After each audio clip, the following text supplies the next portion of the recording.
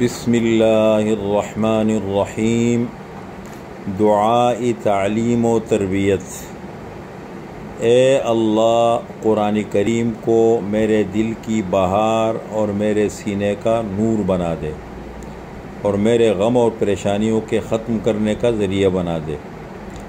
حضرت عبداللہ بن مسعود رضی اللہ تعالی عنہ سے روایت ہے کہ رسول اللہ صلی اللہ علیہ وسلم نے فرمایا، جس شخص کو کوئی تکلیف یا پریشانی لاحق ہو اور ان کلمات کے ساتھ اللہ تعالیٰ سے دعا مانگے تو اللہ تعالیٰ اس کی پریشانی اور تکلیف کو ختم کر کے اس کی جگہ خوشی عطا فرما دیں گے۔ اللہم انی عبدک وابن عبدک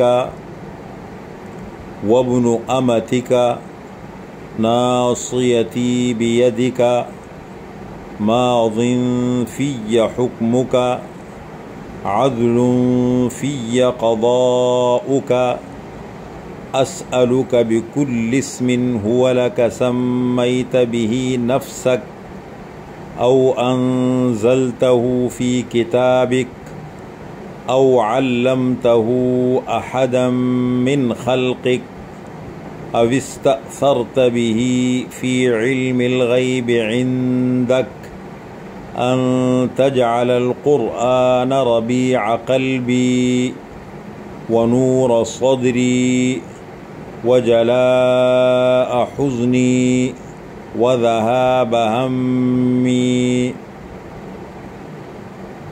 اے اللہ، بے شک میں آپ کا بندہ ہوں اور آپ کے بندے کا بیٹا ہوں اور آپ کی بندی کا بیٹا ہوں۔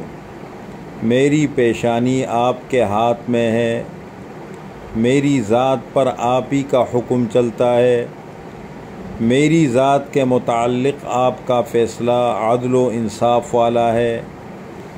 میں آپ کو آپ کے ہر اس نام کا واسطہ دے کے سوال کرتا ہوں جو آپ نے اپنے لیے خود تجویز کیا ہے یا مخلوق میں سے کسی کو وہ نام سکھایا ہے یا اپنی کتاب میں نازل فرمایا ہے یا اپنے پاس علم غیب میں محفوظ رکھا ہے۔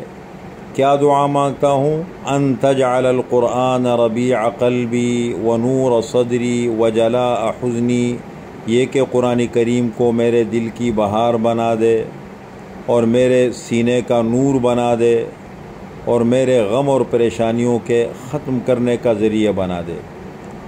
مجلس میں سے کسی نے پوچھا، اے اللہ کے رسول، کیا ہم اس دعا کو سیکھ لیں؟ فرمایا، کیوں نہیں؟ جس شخص کو یہ دعا پہنچے اسے چاہیے کہ اسے سیکھ لے۔